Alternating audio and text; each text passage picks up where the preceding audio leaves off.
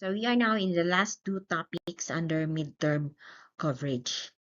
Human sex anomalies and inborn errors of metabolism. And we will have another video on genetic engineering and biotechnology. So under human sex anomalies, we have trisomy, a condition wherein there is the normal number chromosome of 46 has changed. Take note that there are 47 chromosomes this is a female because of the presence of at least two X chromosomes, but in reality there are three X chromosomes, making this more female, sometimes also referred to as a super female, with above average stature, normal phenotype, although most have learning abilities and behavioral problems, not distinct really from the usual individuals of their age group, and many never get diagnosed. Then we have Klinefelter syndrome. Um, Considering the presence of of a Y chromosome here, the individual is a male, but there's an extra X chromosome. So in the process of production of gametes, there is non-disjunction of the two X chromosomes on the female gamete, ending up with a gamete with 24 chromosomes, so double number of X chromosomes. But the presence of Y makes individuals having this karyotype still male. They are characterized by tall stature. We have gynecomastia or breast enlargement, accompanied by gonads that are um, not not very well developed, uh, leading to infertility. Also expected are learning disabilities and problems with socialization. But these individuals are most of them are never diagnosed simply because the usual cues or signs are considered expected sa age group. This picture shows us the difference between normal male and one with Klinefelter syndrome. Take note that you can see irregularities on body structure, like shoulders are narrower for those with Klinefelter syndrome. Height is still normal. Hip area is enlarged, and there is an accompanying enlargement of the breast, making the individual look like somewhat female. Now look at that. Even the pattern of pubic hair is female. Size of testes is small. Long arms and legs, that is more male characteristic. Some have the tendency to grow fewer chest hair. Could be clean or clear of hair and poor beard growth. And then expected, the good thing is frontal baldness is absent. Then the next one is Jacob syndrome. Also case of an excess of one chromosome, but this time excess of Y chromosome, making this individual still male and sometimes referred to as the super male. So stature is tall. Phenotypically, they are mostly normal. They have normal IQs, but some have learning disabilities, especially involving language and speech. These tall statures, because sometimes they're taller than the usual tall male. And learning these abilities related to language and speech um, led them to develop some characteristics that are antisocial. Um, for the longest time, these individuals were considered or were described as having the tendency for criminal behavior because most of the population that they studied were composed of individuals inside prison houses, which led them to make conclusions that uh, the presence of an extra Y chromosome um, could make a male aggressive and thus leaning towards criminality. But it was not the case really, because it was learned later that because of their because they were singled out earlier during childhood, they have developed antagonistic behavior. Because look at this list here.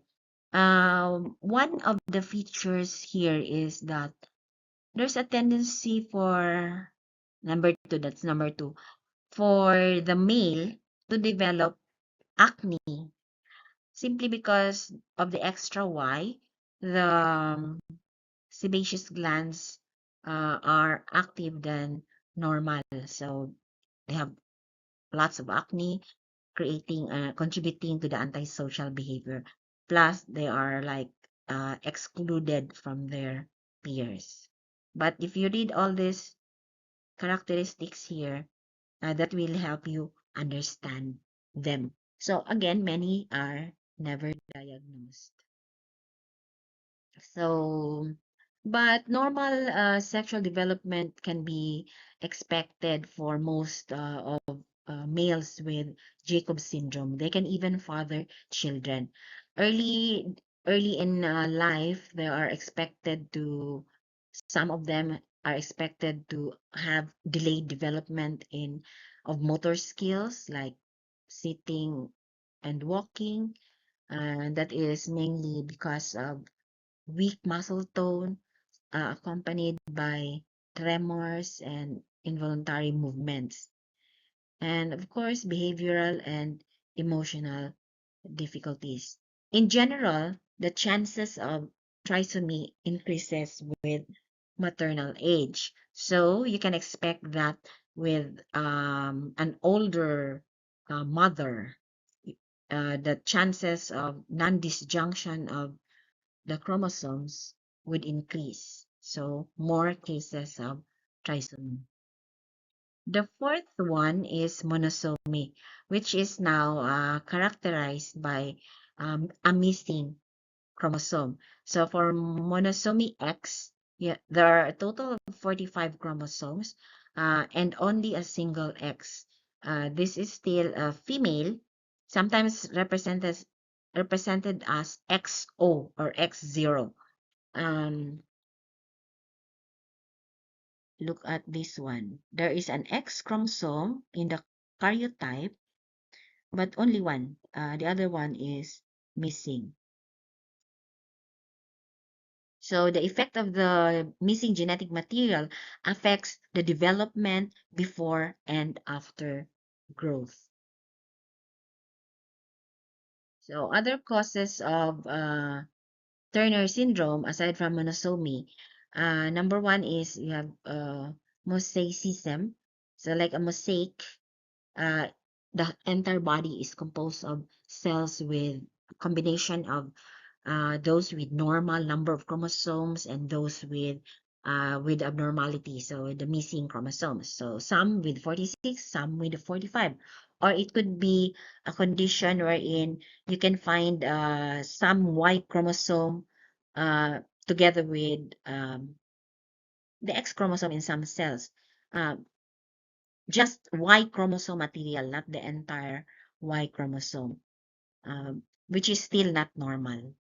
And it has nothing to do with family history. So it can arise anytime in the family. So these are the characteristic features of Turner syndrome.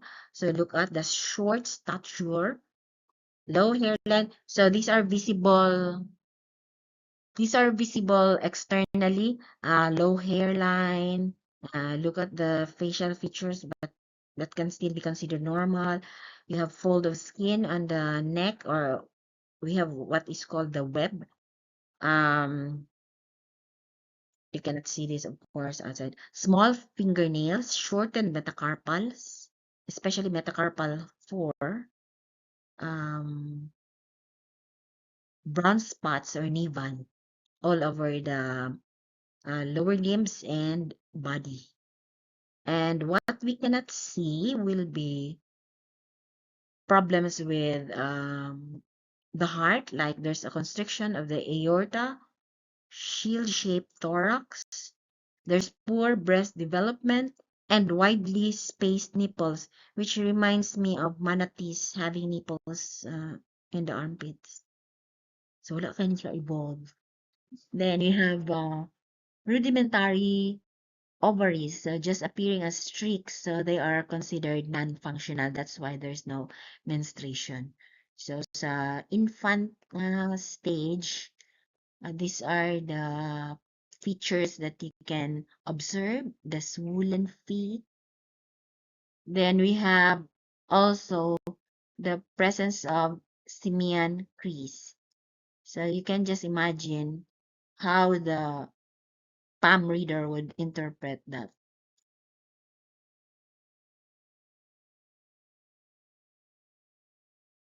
Then we have the second half of this um, video. You have the inborn errors of metabolism. These refer to a group of disorders in which a single gene defect will cause clinically significant block in the metabolic pathway, resulting to deficiency of the product or the accumulation of the substrate behind the block. So if you recall the discussion on gene enzyme relationship, you can refer to that. That will give you an idea what particular substrate will build up and the products that are going to be missing.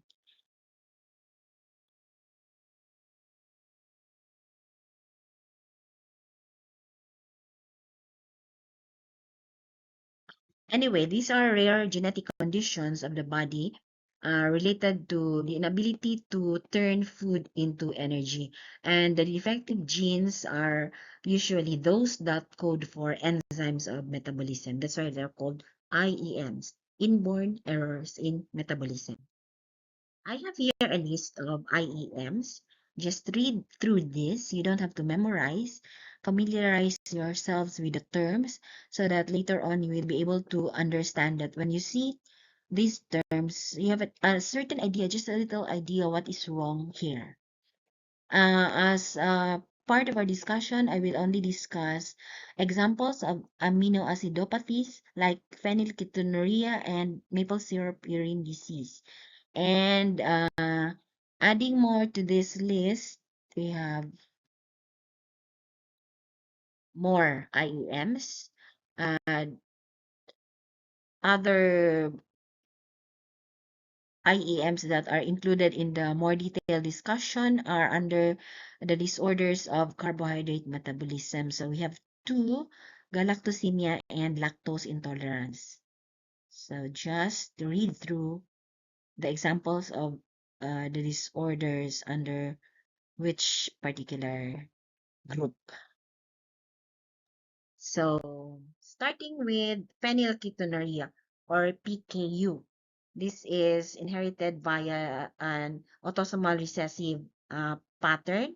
PKU is characterized by an increased level of phenylalanine in the blood. Phenylalanine is an essential amino acid which we can get from food. We should only get from the diet. We cannot synthesize this in our body, so we have to eat food that contains this type of amino acid. So when we eat the protein, so there are several amino acids present there. One of those is phenylalanine, and it is metabolized by the enzyme called phenylalanine hydroxylase or PAH enzyme. So that is what happens normally. In the case of individuals with PKU, they have a defective PAH enzyme. So what happens is they cannot metabolize phenylalanine, and phenylalanine will instead build up and accumulate into toxic levels. So the problem is when we eat protein, we cannot weed out phenylalanine from it. So we can eat everything, even including those which we cannot metabolize. So the best thing to do is like do more research and to avoid uh, food or protein that contains a lot of phenylalanine. So these are the characteristic features of a person with this disorder. Musty odor in breath, musty. Skin or urine, that is again brought about by accumulation of phenylalanine. We have neurological problems that may cause, that may include seizures, skin rashes or eczema, fair skin and blue eyes because phenylalanine is one of the precursors of melanin, and abnormally small head or microcephaly. So in this picture, we can see that this is the normal way to metabolize phenylalanine. So like the action of PAH can convert phenylalanine to tyrosine. But in individuals with PKU, this enzyme is absent or deficient or even inefficient or non-functional, so that phenylalanine will just increase, and build up, causing health problems. And this is the condition. The gene responsible for this problem is located on chromosome 12, long arm, between positions 22 and 24.2. So this is how it's coded. So remember, I've already introduced the coding before, so that will give an idea where you can find that particular gene. But if we are going to describe the molecular location on a chromosome, we look at it in terms of what base pairs are included. So base pairs 102,838,320 to base pair 102,912,602. That is on chromosome 12. So just do a little subtraction there to determine the number of base pairs involved. So the PAH gene. So at least only one gene is involved. In the case of MSUD or maple syrup urinesis, also inherited in autosomal recessive manner, again, same, there is a distinctive sweet odor in the urine. You can understand that from the name itself, maple syrup, which is sweet. Other characteristics include poor feeding, vomiting, lack of energy or lethargy, and developmental delay. It should not be something that should be taken lightly, because it can lead to this seizures, coma, and death. This time, it's not just a single amino acid that is involved. Like what I said before, you eat protein. The protein is broken down to amino acids by our digestive system, our digestive enzymes, and these amino acids include leucine, isoleucine, and valine, which are collectively called BCAAs, or branch chain amino acids. So these BCAAs are metabolized by an enzyme complex called BCKD protein complex, also known as BCKAD protein complex. In individuals with MSUD, this is non-functional or defective, so toxic levels of the BCAAs would happen or would occur, and that can cause that particular condition. On comparing individual that is normal with that with MSUD, take note here that in the presence of normally functioning BCKD enzymes, energy is released from the BCAAs, and since amino acids, proteins are needed for growth, so as well as energy production, so we have certain materials provided for growth. But those with MSUD don't have this, so we'll just eliminate this altogether with that big X. So they get tired easily because they don't have enough energy and they don't grow much. So there are three defective genes in this IEM. The first one is BCKDHA gene located on chromosome 19. Again, long arm, between positions 13.1 from 13.1 to 13.2. So molecular location is from base pairs 41,397,788 to base pair 41,425,004. So you just do the math and determine the number of base pairs affected. And if you want to memorize that, you can do that. Nobody is depriving you. Second is BCKDHB gene, which is located on chromosome 6, long arm at position 14.1. So this is the molecular location. So base pairs 80 million something to still 80 million something. That is just about 100,000 or thereabouts base pairs. And the third one is DBT gene, which is located on the short arm of chromosome 1 at position 21.2, affecting base pairs 186,921 to 100,249,862.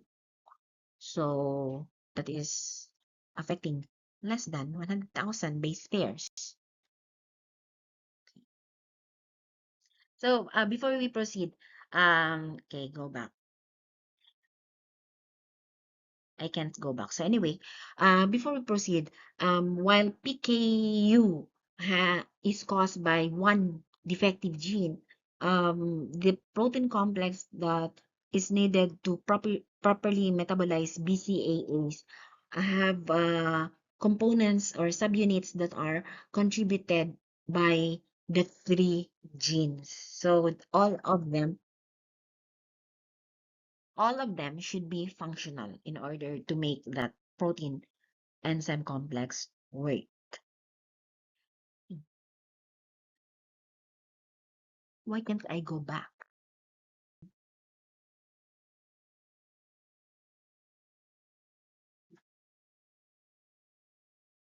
Continuing with IEMs, this is a disorder of the metabolism of carbohydrate called classic galactosemia or GALT deficiency. GALT, which is galactose 1 phosphate uridyl transferase, is either missing or not working properly. Another name for it is type 1 galactosemia or classic galactosemia, which is the most common and most severe form of the condition. So take a look at the picture. Good source of lactose are the dairy products, which after digestion can produce lactose, which is a disaccharide which should be completely broken down to glucose and galactose in the small intestine. So glucose, as we know, is readily available energy source, so can be processed by the cell through cellular respiration, while galactose will need the GALT enzyme to convert it into glucose that can be used by the cell for energy production. People with galactosemia, when they eat dairy products, they can still produce lactose, a disaccharide, which can be broken down to glucose and galactose. So again, glucose is a readily available energy source for cellular metabolism, while galactose will not be metabolized further, leading to its buildup. So that is due to the um,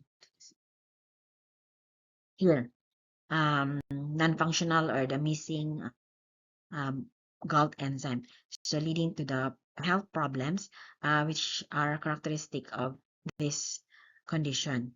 So these are the phenotypes of person with GALT deficiency, brain damage, cataracts, you have their opaque lenses, jaundice or yellowing of the skin, which also affects the white portion of the eye, kidney damage, uh, enlarged liver. So for infants having this condition, giving milk unmetabolized sugars will cause damage in these vital organs, brain, kidney, liver. And comparing lactose, galactosemia to lactose intolerance, this is still a carbohydrate metabolism disorder, but the missing or the non-functional enzyme is now lactase, or otherwise known as the beta-galactosidase. So, lactase for short. So, in the small intestine, after breaking down the milk, like dairy, into the disaccharides lactase will act on it and break it down to galactose and glucose. But the problem is, for those having lactose deficiency, there is no such thing as lactase. Or if there is, it's non-functional. So there is a buildup of lactose until the materials will reach the large intestine, where the lactose can be fermented by the bacteria, releasing this hydrogen gas, carbon dioxide, lactic acid, and acetic acid. And the presence of these products here are the ones that cause loose stools, bloating, flatulence, and abdominal pain. It's characteristic of lactose intolerance. So that means that individuals having this problem would have to avoid uh, food containing lactose. That's why you can see nowadays there are some available milk which is lactose free. So that ends the first part of